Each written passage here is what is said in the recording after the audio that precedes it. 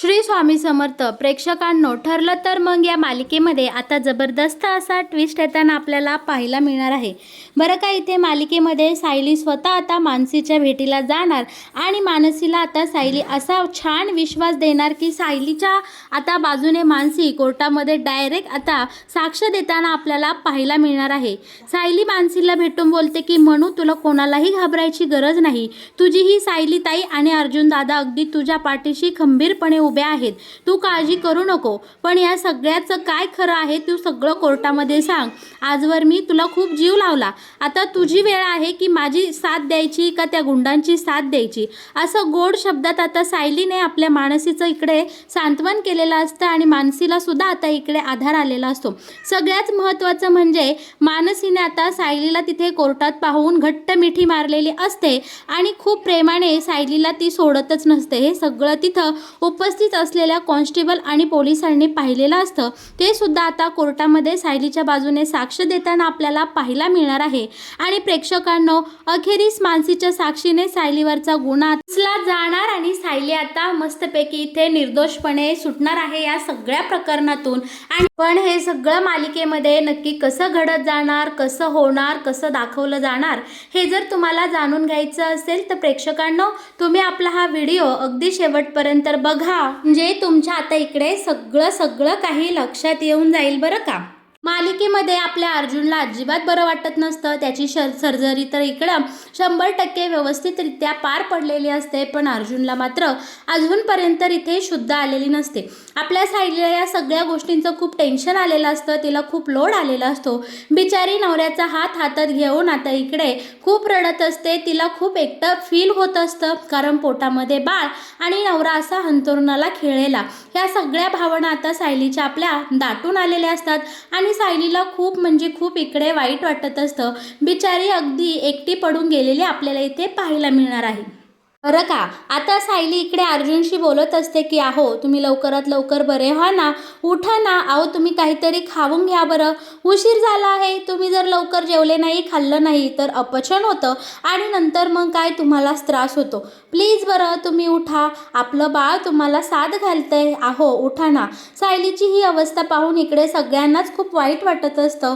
तोपर्यंत इकडे चैतन्यला फोन आलेला असतो की उद्या कोर्टामध्ये सगळ्यांनी हजर राहायचं आहे. कोर्टामध्ये उद्या तारीख आहे. इकडे आता आपल्या चैतन्याला खूप टेन्शन आलेलं असतं की हे कसं काय होणार, कसं मॅनेज होणार, कारण अर्जुन तर अजून शुद्धीवर आलेला नाही. शिवाय सायली वहिनीची सुद्धा मनस्थिती ठीक नाही आणि उद्या काहीही करून कोर्टामध्ये आता उपस्थित राहिलं पाहिजेनच असं इकडे आपल्या आता चैतन्याला वाटत असतं. दुसरीकडे कल्पना आणि आपली प्रतिमा देवी आईला साथ घालत असते की आमच्या अर्जुनला लवकरात लवकर बरं वाटू दे आणि तो शुद्धीवर येऊ दे. बरं का, सायली आता पुन्हा अर्जुनसोबत वेड्यासारखं बोलत असते, त्याला उठायला सांगत असते. तोच हे सगळा प्रकार आपल्या चैतन्यले पाहिलेला असतो आणि चैतन्य इकडे सायलीला बोलतो की सायली वहिनी, बाद झालं, शुद्धीवर ये बरं. आता काय तू हे लावून धरलं आहे. उद्या आपल्याला मध्ये हजर राहायचं आहे, कारण उद्या खूप महत्त्वाचा दिवस आहे. अर्जुन असा अंथरुणाला खेळून राहिला आहे आणि तू सुद्धा जर उद्या कोर्टात आली नाही तर आपली केस पूर्णपणे वीक पडेल. पण सायली बोलते की नाही, यांना अशा अवस्थेत सोडून मी अजिबात कोर्टात येणार नाही. माझ्यावर कितीही आरोप झाले, कसलेही गुन्हे लागले तरी सुद्धा मी माझ्या नवऱ्याला अशा अवस्थेत एकटं सोडून अजिबात येणार नाही, असं सायलीने आता इथे स्पष्टपणे सांगितलेलं आपल्याला पाहायला मिळणार आहे. आता आपला चैतन्य इकडे सायलीला खूप रिक्वेस्ट करत असतो, पण सायली मात्र इकडे कोणाचंही ऐकून घेण्याच्या मनस्थितीमध्ये नसते. बरं का, आता सकाळ झालेली असते. त्यानंतर कोर्टामध्ये सायली अर्जुनची केस पुन्हा एकदा उभी राहिलेली आपल्याला इथे पाहायला मिळणार आहे. प्रियाने सांगितल्याप्रमाणे शेंडे वकिलाने आता कोर्टामध्ये इकडे या मानसी आणि या मुलींची बाजू मांडलेली असते आणि शेंडे वकिलाने लावूनच धरलेलं असतं की सायली आणि अर्जुन कोर्टामध्ये हजर नाही. नवऱ्याच्या आजारपणाचं नाटक देऊन इकडे सायली आली नाही. पण चैतन्यने मात्र सगळी हकीकत आता इकडे जज साहेबांना सांगितलेली असते की अर्जुन सुभेदारांवर खूप मोठा जीवघेणा हल्ला झाला आहे आणि सायली सुभेदार त्यांच्यासोबत आहे. ते बायकोचं कर्तव्य इकडे बजावत आहे. त्यामुळे त्या दोघांनाही आज कोर्टात हजर राहता आलं नाही असं चैतन्यने स्पष्टपणे आता इकडे जज साहेबांना सांगितलेलं असतं। पण हाच मुद्दा उचलून धरत शेंडे वकिलाने आता इकडे आपल्या सायलीच्या बाजूने केस वीक केलेले आपल्याला इथे पाहायला मिळणार आहे। कोर्टामध्ये आता शेंडे वकील म्हणत असतात की हा फक्त एक बहाणा आहे आजच्या प्रश्नांना उत्तरं न देण्याचा, त्यामुळे तुम्ही या सायली सुभेदार यांच्यावर जो काही गुन्हा आहे वोक्सोचा त्याचा विचार करत त्यांची आता तुम्ही त्यांना जामिनावर सोडला आहे, हा जामीन रद्द करावा आणि त्यांना पुन्हा एकदा इकडे जेलमध्ये टाकावं असे आता अर्ज इकडे शेंडे वकिलाने केलेला असतो। यावर आता मानसीला इकडे कटघऱ्यामध्ये साक्ष देण्यासाठी बोलवलं जातं आणि हे शेंडे वकील आता मानसीला उगाचच इकडे बळजुबरीने साक्ष द्यायला लावत असतात की तू आता सांग की सायली सुभेदारनेच तुला इथे असं पळवलं आहे किंवा इतर मुलींना तिनेच तस्करी करण्याचा प्रयत्न केला आहे, असं आता इकडे शेंडे वकील मानसीला बोलायला फोर्स करत असतात। चैतन्य मात्र या विधानावर आता इकडे ऑब्जेक्शन घेतो। जज साहेब सुद्धा चैतन्याला आता इकडे ऑब्जेक्शन सस्ते असं बोलतात आणि त्यानंतर आता वेळ आलेली असते की मानसी यावर काय बोलते। बरं का प्रेक्षकांनो, मानसीने आता कोर्टामध्ये अजूनही तोंड उघडलेलं नसतं, त्यामुळे धड निकाल सायलीच्याही बाजूने लागलेला नसतो आणि या शेंडे वकिलाच्या बाजूने सुद्धा इकडे लागलेला नसतो। पोलिसांनी दिलेली साक्ष आणि आता इकडे इन्स्पेक्टर सावंतांनी कोर्टात सांगितलेलं असतं की खरोखरच अर्जुन सुभेदारांवर खूप गंभीर डेंजर असा हल्ला झाला आहे आणि सायली सुभेदारांची मनस्थिती ठीक नाही, मी स्वतः त्या ठिकाणी उपस्थित होतो आणि शिवाय देशमाने पोलिसांनी सुद्धा इकडे साक्ष दिलेली असते। त्यामुळे आता जज साहेबांनी या सगळ्या परिस्थितीवर विचार करत आता सायली अर्जुनचा हा झालेल्या अपघातावर विचार करत त्यांना कोर्टाची दुसरी तारीख दिलेली असते। माणसाने आतापर्यंत सुद्धा इकडे तोंड उघडलेलं नसतं, ना सायलीच्या बाजूने तिने साक्ष दिलेली असते ना सायलीच्या विरोधात। शेंडे वकिलांनी खूप प्रयत्न केलेला असतो। धमकीची जी चिठ्ठी आता इकडे मानसीला मिळाली होती ती सुद्धा इकडे शेंडे वकिलाने कोर्टामध्ये हजर केलेली असते, पण त्याचा काहीही फायदा होत नाही कारण सायली इथे नसते आणि ते हस्ताक्षर सायली सुभेदारचा आहे हे शेंडे वकील कोर्टामध्ये सिद्ध करू शकत नाही। त्यामुळे आता या सगळ्यांना कोर्टाने दुसरी तारीख दिलेली आपल्याला इथे पाहायला मिळणार आहे। कोर्टामध्ये जे काही घडलं ते सगळं प्रिया, महिपती, सचिन, राकेश, नागेश या सगळ्यांपर्यंत ही बातमी पोहोचलेली असते की मानसीने सायलीच्या विरोधात अजूनही तोंड उघडलं नाही। त्यानंतर मात्र आता इकडे प्रियाने दुसरा प्लॅन आखलेला असतो। प्रिया बोलते की आता आपण थेट त्या अर्जुन सुभेदारवरच वार करायचा आणि प्रियाचं म्हणणे असतं की श्वेताने ते सगळं काम करायचं। बरं का, आता इकडे प्रिया बोलते की श्वेता तू त्या अर्जुन सुभेदारला टपवायचं। श्वेता मात्र हे शब्द ऐकूनच इकडे घाबरून गेलेली असते। श्वेता बोलते की प्रिया तुला वेळ लागला आहे, मी अजिबात असलं काहीही करणार नाही, मी त्या अर्जुनच्या तोंडावरचा मांस वगैरे काढणार नाही आणि पुन्हा या खुनाच्या प्रकरणात मला अडकण्याची अजिबात इच्छा नाही। एकदा मी हे सगळं अनुभवलं आहे त्यामुळे पुन्हा मी या भानगडीत पडणार नाही आणि तू जे काही मला सांगत आहे ते मला अजिबात मान्य नाही, असं आता स्पष्टपणे श्वेताने इकडे प्रियाला सांगून टाकलेलं असतं। सायली मात्र इकडे अर्जुनच्या काळजीने कासावीस झालेली असते। डॉक्टरांना आता हे सगळेजण विचारतात की डॉक्टर सर्जरी होऊन तर खूप वेळ निघून गेला आहे, मग ह्यांना अजून शुद्ध आली नाही का नाही आली, जे काही आहे ते सत्य आम्हाला सांगून टाका, असं सायली आता इकडे डॉक्टरांना विनवणी करत असते। डॉक्टर बोलतात की नक्की अर्जुन सुभेदारांना काय झालं आहे, ते शुद्धीवर काय येत नाही, ही गोष्ट आमच्याही इकडे लक्षात येईना, नक्की काय झालं हेच कळेना, ह्यांना आत्तापर्यंत शुद्ध यायला हवी होती, असं आता डॉक्टरांनी इकडे स्पष्टपणे सायली आणि सगळ्या घरच्यांना सांगून टाकलेलं आपण इथे पाहणार आहोत। आता मात्र अर्जुनच्या काळजीने इकडे सगळ्यांचा जीव कासावीस झालेला असतो, सगळ्यांना खूप टेन्शन आलेलं असतं। प्रताप सुद्धा विचारात पडलेला असतो। अश्विनही बोलतो की आपण काहीतरी केलं पाहिजे, दादा नक्की शुद्धीवर काय येत नाही याकडे आपण लक्ष दिलं पाहिजे।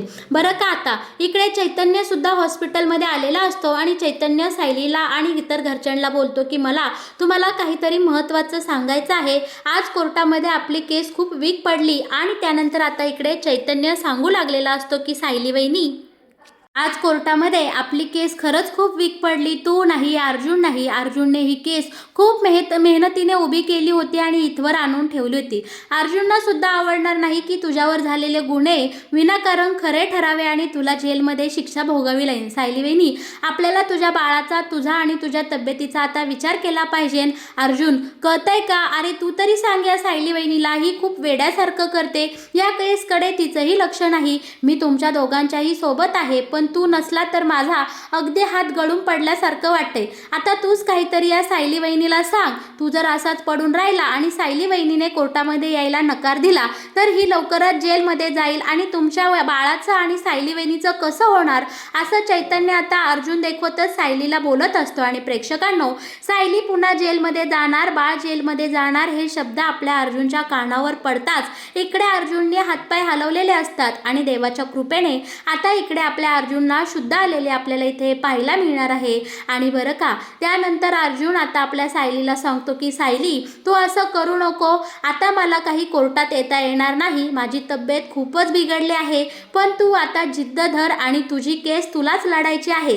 यासाठी पुरावे तुलाच गोळा करायचे आहे. आणि आता शुद्धीवर येत आपल्या अर्जुनने सायलीला सांगितलेलं असतं की सायली, तू एकदा मानसीसोबत बोलून घे. मनू आता पोलिसांच्या ताब्यात आहे. चैतन्य कोर्टाकडनं आता मानसीला भेटायची सायलीला परवानगी मिळव आणि बघा मानसी नक्की काय म्हणते. तिला सायलीला भेटण्याची गरज आहे असं अर्जुनने स्वतः आता सायली आणि चैतन्यला इथे सांगितलेलं असतं. अर्जुन शुद्धीवर आला आणि अर्जुननी पहिले केसचा विषय काढला. यामुळे आता सायलीचा विश्वासही इथे बळावलेला असतो आणि सायलीने सुद्धा ठरवलेलं असतं की ठीक आहे चैतन्य भाऊजी, आपण दोघे मिळून आता ही केस लढूया आणि आपण पहिलं मनूला भेटायला तिकडे जेलमध्ये जाऊया, तुम्ही परमिशन काढा, असं सायलीने सुद्धा आता आपल्या चैतन्याला सांगितलेलं असतं. चैतन्यने लगेच कोर्टाची सगळी आता इकडे प्रोसेस पूर्ण केलेली असते आणि सायली आणि आपल्या मानसीची भेट आता इथे होणार असते. मानसीला आता खूप छान वाटणार असतं, कारण सायली तिची लहानपणापासूनची बहीण असते. कितीही काही झालं तरी सायलींनी मुलीला खूप सारा जीव लावलेला असतो. मानसी हा सायलीचा जिव्हाळ्याचा विषय असतो. त्यामुळे प्रेक्षकांनो, इकडे आता पोलिसांच्या ताब्यात मानसी असताना पोलिसांच्या नजरकैदेत मानसी आणि इकडे सायलीची भेट होताना आपल्याला पाहायला मिळणार आहे. सायलीला तिथे पाहताच मानसी अगदी धावत पळत सायलीजवळ आलेली असते आणि तिला कडकडून मिठी इथे मारलेली असते. मानसी आपल्या सायलीला पाहून डायरेक्ट अक्षरशः घळाघळा रडू लागते. आणि इतके दिवस पोलिसांच्या ताब्यात असून ज्या मुलीच्या तोंडून एक शब्दही फुटला नाही, ती मुलगी आज व्यक्त होऊ लागलेली असते आणि मानसी सायलीला पाहून बोलू लागलेली असते की सायलीताई, तू कशी आहे? किती दिवस झाले मला भेटली नाही, माझ्यासोबत खूप वाईट झालं, इतर मुली त्या गुंडांच्या ताब्यात आहे. सायलीताई सायलीताई करत आता मानसीने इकडे हंबरडा फोडलेला असतो आणि तिला कडकडून इथे मिठी मारलेली असते. हे सगळं पोलिसांनी त्यांच्या डोळ्याने पाहिलेलं असतं बरं का. शिवाय आपल्या सायलीवर बॉक्सचा गुन्हा असतो. अल्पवयीन मुलींना तस्करी करण्याच्या आरोपाखाली सायली आता एकदा जेलमध्ये जाऊन गेलेली असते. त्यामुळे सायली आणि या मानसीची भेट अगदी CCTV कॅमेऱ्याच्या कैदेमध्ये इथे झालेली असते. आपला आता इथे चैतन्य सुद्धा हजर असतो. चैतन्यने हे सगळं आता इथे निहाळलेलं असतं. आणि बरं का, त्यानंतर आता इकडे मनू सायलीसोबत खूप प्रेमाने बोलू लागलेली असते. मानसीला आता इकडे आपली सायली बोलते की मनू, तुला घाबरायची अजिबात गरज नाही. तुझ्या अर्जुन दादाने जीवावर बेतून तुझी त्या गुंडांपासून सुटका केली आहे, त्यामुळे तू अजिबात घाबरू नको, काळजी करू नको. इथून पुढेही तू अगदी सुरक्षित असणार आहे. मी, आपला अर्जुन दादा, आपलं बाळ आणि तुम्ही सगळ्या मुली आपण लवकरात लवकर या संकटातून बाहेर निघणार आहोत. त्यासाठी तू कोर्टामध्ये त्या गुंडांची नावं सांगणं खूप गरजेचं आहे. बाळा, कोणालाही घाबरू नको, कसल्याही धमक्यांना तू अजिबात जुमानू नको. आणि तुला जे काही माहिती आहे, तुला जर माहीत असेल, त्या गुंडांचे चेहरे आठवत असेल, तर सगळं पोलिसांना बिंदासपणे सांग आणि कोर्टामध्ये साक्ष द्यायला ये. त्यानंतर आपण बघूया काय होतंय. तुझ्या साक्षीवरच माझी सुटका अवलंबून आहे. शिवाय अर्जुन दादाने तुझ्यासाठी इतकं जीवावर बेतून घेतलं आहे, त्या सगळ्याला तू न्याय दे. अर्जुन दादाने तुझ्यासाठी झेललेले वार तू वाया जाऊन देऊ नको. आणि खरं काय आहे तू सगळं आपल्या जज साहेबांना सांग. यातून आपण लवकरात लवकर सुटू, असा विश्वास आता सायलीने इकडे मनूला दिल्यामुळे मानसी सुद्धा आता खूप छान अशी कम्फर्टेबल वाटू लागलेलं असतं. आणि मानसीने आता त्या सगळ्या पोलिसांना इथे सायलीच्या बाजूने स्टेटमेंट दिलेलं असतं की माझी सायलीताई असं करूही शकणार नाही. ती आमच्यावर खूप प्रेम करते, आम्हा मुलांना ती जीवापेक्षा जास्त जपते. ती आमची तस्करी अजिबात करू शकणार नाही, कारण लहानपणापासून सायलीताईनेच आम्हाला वाढवलं आहे.